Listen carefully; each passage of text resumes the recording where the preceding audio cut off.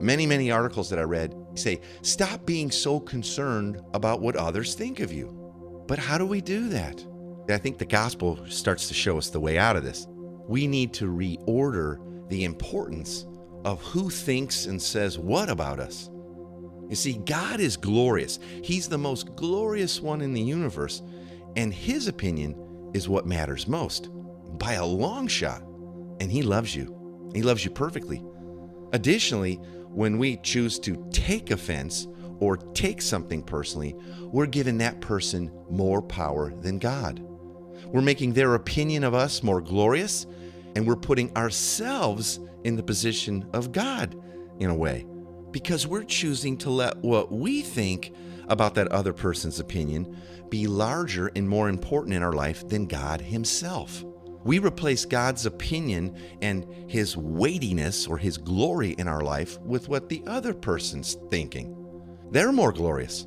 We choose to take control and take offense, and then we start to build our case against them or against ourselves.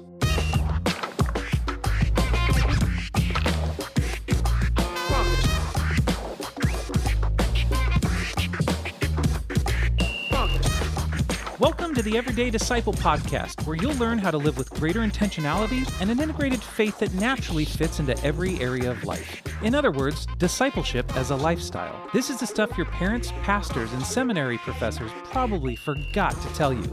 And now, here's your host, Caesar Kalinowski. Okie dokie, back together. So glad to be back with you. I'm starting to feel better. If you listened to the show last week, I shared with you that Tina and I had finally caught the COVID, and maybe we're the last people in the world to do that, but we're feeling better. Still a lot of brain fog connected with this. It's kind of amazing. I physically started feeling pretty good pretty quickly, but the brain fog thing, I feel like I'm kind of looking through a mayonnaise jar, and that's how I'm seeing life. But that's getting better and better every day. I still sound a little froggy. You probably hear that right now. But I am really excited to be here with you and get to talk about the things we're going to talk about today. Before we get started, I want to thank our sponsor, Missio Publishing. They continue to put out, I think, just some of the very best missional resources for making disciples in community and all of that stuff, and even how to move our churches toward missional living.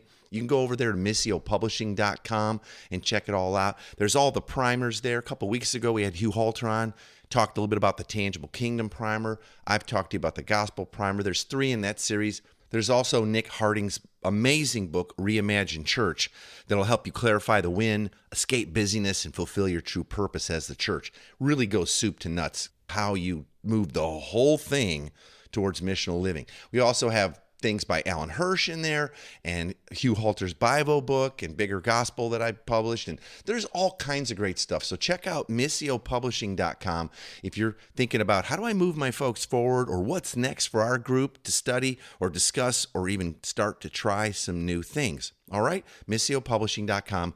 I'd appreciate it. I think you're going to love it too. Now, today we're going to talk about how to stop taking everything so personally. And I want to start with explaining what is meant by taking things personally. I think there's 2 ways we might look at this, and I didn't want to just assume that I was talking about the same thing that you might be hearing. So first, when we think about taking things personally, first we might be talking about applying things that are said or implied that are in fact not about you. So we're taking something external and applying it to ourselves. Hey, that wasn't even about you.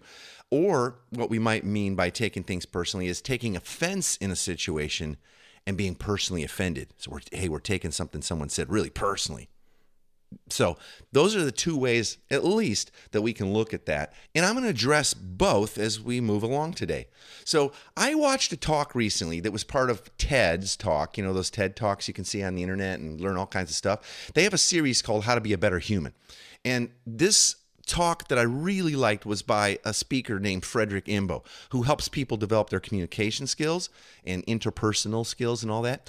I really liked a lot of what he had to say about taking things personally. But like so much of the other writing and advice that I found out there, it all lacks one key component, the gospel.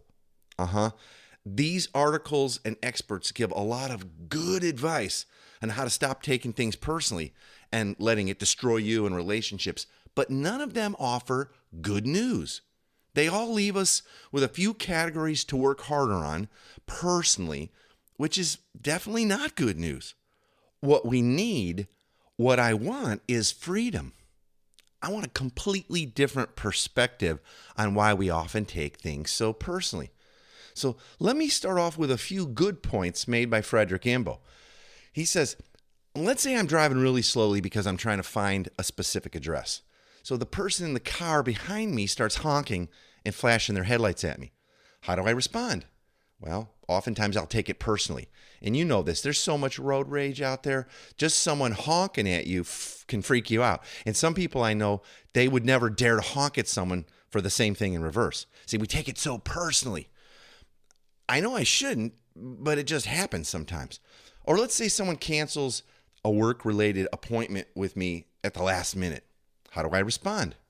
Well, again, often I take it personally. Even though it's a professional situation, I take it personally. I feel I must not be important enough to them, or they wouldn't have moved this.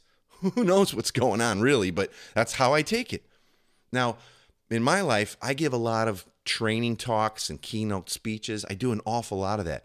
And I like to hold people's attention and draw them into my story and what I'm talking about at the time. But I'll be honest with you, the very moment when I see someone not paying attention and they start to look at their phone, I usually take that personally. It won't matter if I'm talking to 10 people or 1,000 people or fill in the blank. If I catch someone looking at their phone, I take it personally. Of course, I'm not the only person who takes these kinds of things personally. Maybe you can relate. Imagine you invite a friend to the movies and she replies, "Oh, sorry, I'm going to have to work late." But then you see her on social media later having dinner with friends that same night. Or imagine you worked really hard on a project at work and you're really proud of the end result, but the only feedback that seems to come in is criticism. So you come home and you want to share this terrible experience, but while you're telling your story, your friend or your spouse walks away to switch on the TV. What? See, most of us would take these situations personally. We'd feel hurt, neglected, or offended, or maybe even betrayed by the other person. Or maybe you've had way worse situations when someone literally attacked your ideas or your intentions, and they were really nasty about it. We take it personally. We get offended, right? And Imbo says, at these moments, we believe it's the other person's fault. They're responsible for what I feel. They're the one to blame. But here's the thing about taking things personally, or when we say or think, I was offended. See, no one can really offend you, but you can take offense. Let me say that again. No one can really offend you, but you can choose to take offense. You can choose to take what someone has said about us or what they've done and choose to be offended or take it personally. That's not really about them in that moment. It's about me, my choice. It's about what I'm believing to be true in that moment. Many articles that I read and posts and books on this subject, almost all of them include this bit of advice. They say, stop being so concerned about what others think of you. But how do we do that? See, I think the gospel starts to show us the way out of this. We need to reorder the importance of who thinks and says what about us. You see, God is glorious. He's the most glorious one in the universe, and his opinion is what matters most, by a long shot. And he loves you. He loves you perfectly.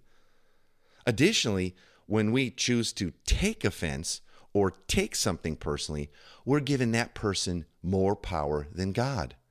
We're making their opinion of us more glorious, and we're putting ourselves in the position of God in a way, because we're choosing to let what we think about that other person's opinion be larger and more important in our life than God himself.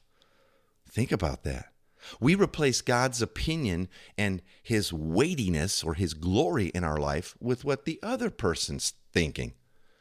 They're more glorious.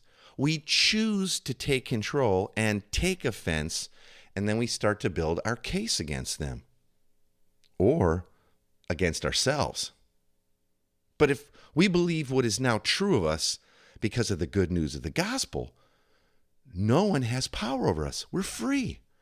We'll experience more harmony and connection between us and others, and our energies and our emotions can go towards positive things instead of endlessly battling against the things that drive us crazy and just looping and looping and looping. Here are some strategies that Frederick Imbo shared in his video, but with a good dose of the gospel thrown in by myself. His first strategy is realize that it's really not about you. You see, when I take things personally or I choose to take offense, I'm always convinced that the other person's words or actions are about me. When I see someone looking at his phone when I'm speaking, I feel offended and I think, hey, I've put so much effort and time into this presentation. How about a little respect here? But in fact, if it isn't about me, what if I try to look at it from the other person's perspective and ask myself, why is he or she looking at their phone right now? Maybe she's just received an important message, one she's been waiting for. Way more important than what's going on in the room right now. Or perhaps the topic of my presentation's not really his cup of tea. Or on the contrary, maybe she finds it so interesting that she wants to take notes on her phone. I know I've done that accidentally, and I got myself into hot water. See, when I take my eyes off of myself, my reputation, my feelings, my utter love of self, I can make space for understanding rather than just irritation or offense. I can remember when our daughters were both around 17 years old, not at the same time, but when they hit that sort of 17 to 18-year-old age, and they would say things to Tina and I like, "You're ruining my life. My life would be perfect if it wasn't for you." And we'd sit there and go, "Oh, really?" Now, did we choose to take that personally? Yeah, maybe a little, but probably not, because we knew it wasn't really about us. It wasn't about me. It's about what she wanted or needed in that moment. She might have just been angry because of a late night curfew that we were applying or enforcing, and she just wanted to stay angry for a little longer. That's all. Whenever you start to take things personally, try to look at the other person's intention. Of course, I know that sounds a lot easier than it is in theory, but in real life, it turns out it's hard. When you see two colleagues talk to each other at work and they look at you and start laughing, do you immediately think, oh, they must have noticed my new shoes and they want them too? No, you think, hey, they're laughing at me or they're gossiping about me. What's going on there? What did I do? What are they saying? It takes a lot of effort to say to yourself, hang on, I really have no clue. They might be laughing about something that has nothing to do with me. Seeing the positive intentions of the other person requires a bit of self-discipline and faith, though, doesn't it? I'm reminded here of this much-loved verse in 1 Corinthians 13, starting in 4. It says, "Love is patient and love is kind. It doesn't envy. It does not boast. It's not proud." See how that applies to I don't know what they're thinking. Maybe this isn't about me. Love, it goes on in verse 5, does not dishonor others. So start to gossip about them. Or it's not self-seeking. There's the center of the problem. It's not easily angered, or we could say offended. It keeps no record of wrongs. Well, that one time they actually were talking about me, so now I'm going to make that assumption all the time and then blame them for how I'm choosing to feel. It goes on, it says, love does not delight in evil, but rejoices in the truth. How do you get to that? You might have to ask. It always protects, always trusts, and this is important, always hopes. Always hopes the best. Doesn't assume the worst. Not love. Love perseveres and love never fails. That's really important. I feel like I need to read that every time I feel personally offended or feel myself choosing to take offense in a situation. Now, when the "it's not about me" strategy doesn't work, then it usually means it is about me. Maybe there's only two options here. So yeah, if thinking, hey, it's not about me, why am I putting myself in the center of this? I don't know what they're thinking, or God's glory is much bigger than theirs. When that doesn't work, maybe it is about me. And then it's time to use Imbo's strategy number 2. Give yourself some empathy and or speak up. Let's say that driver's tailgating me. Even if I think it's because he's in a hurry, I need to ask myself, well, was I driving too slowly or driving distracted? Was I looking at my app for directions? Was I being self-focused as if I'm the only one on the road? See, I know all those to be true of myself. So maybe it was about me. And when I do that, I may realize that I was at fault. And see, I'm uncomfortable then because I don't like that part of myself which made the mistake. See, that's back to letting my self-love rule the situation. But this time the villain is me. That's pretty heavy. And that's when you need to give yourself some empathy and grace and say or think something like, oh, this hurts a bit because I'm longing so hard to be perfect, or I love to be right, and I feel sad when I don't feel that way. But give yourself grace. Be patient and kind to yourself. Remember that no one's perfect or does everything perfectly. We all get distracted or get into our own little world. We don't always do things the way everyone else wants us to. And above all, remember that your identity and your value is not connected to your doing or your performance. It's connected to our triune God himself, and that never changes. Now, in some situations, after you're sure that you're believing the truth of the gospel and trusting in God's love for you and his opinion of you because of Jesus, it might make sense for you to speak up. If someone walks away while you're talking to them and pouring your heart out, tell them, I'm in the middle of my story and you just left me to switch on the TV. That makes me feel as if what I'm saying or feeling right now is not important. You see, by opening up and being vulnerable and stating how you feel without blaming the other person, and that's important, then you increase the chance that they'll understand you and take your needs into account. And that's a totally healthy way to be and live. And it's a part of speaking the truth in love and building and maintaining healthy relationships of trust. And we all want that. We need that. Now, I know here some of you may be thinking to yourself, I would find it really hard to speak the truth of my feelings like you just displayed to someone. Like what you just suggested, I have a hard time doing that. I would just let it go and stuff my negative feelings again. But let me remind you that God is glorious. He's the glorious one. He's the most glorious. So you don't have to fear others. And God's great, so you don't have to be in control of others' responses to your honest feelings. See, you get to explain how you're feeling based on their actions or their words. So it's not you're seeing someone talking and you think it's about you, you don't know. But if someone says something or acts in a way that you might start to feel, oh, am I taking this personally? You get to remember what's true of you, and you get to also explain how that made you feel. But they also get to respond however they want to. But we're not in control of that. That's usury. That's codependence. We can just let our honesty be, as long as we're not blaming them, and then let their response be. And I also want to point out, in this second way of seeing things, that sometimes it is about me, we also have an opportunity to learn and grow if we don't choose to take offense. Yeah, when something comes up and it really is about me, well, that's an opportunity. We can seek to clarify what the other person is saying or feeling themselves.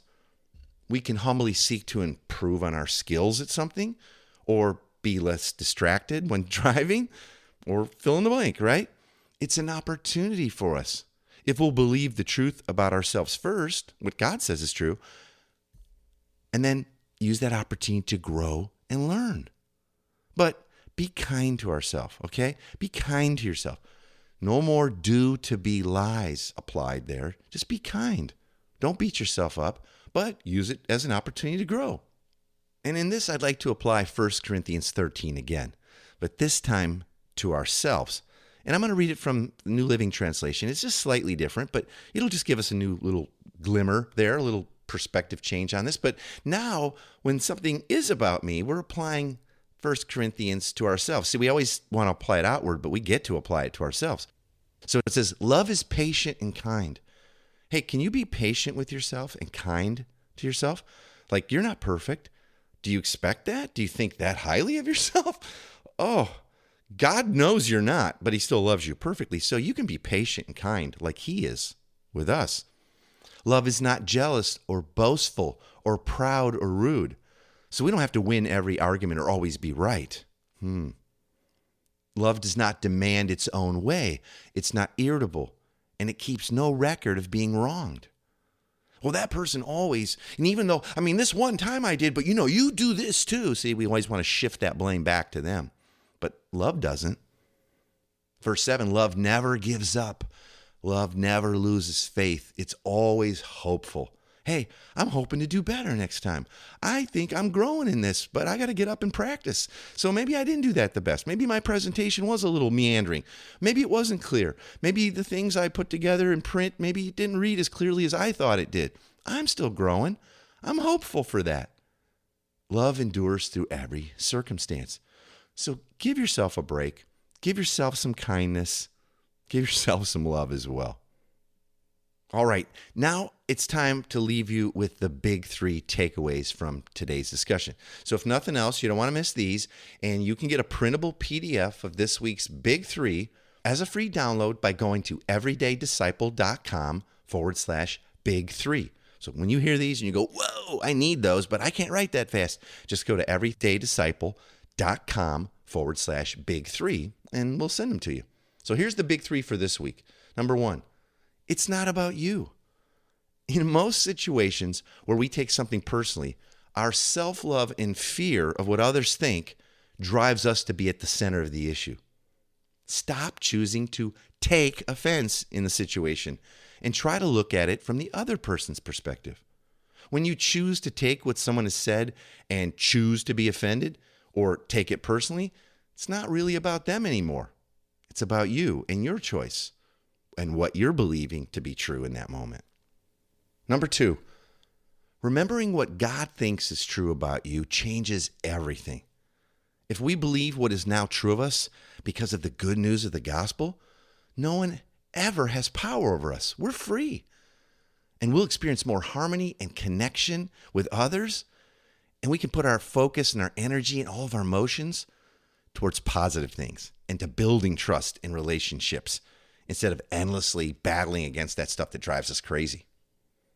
Number 3, be kind to others and to yourself.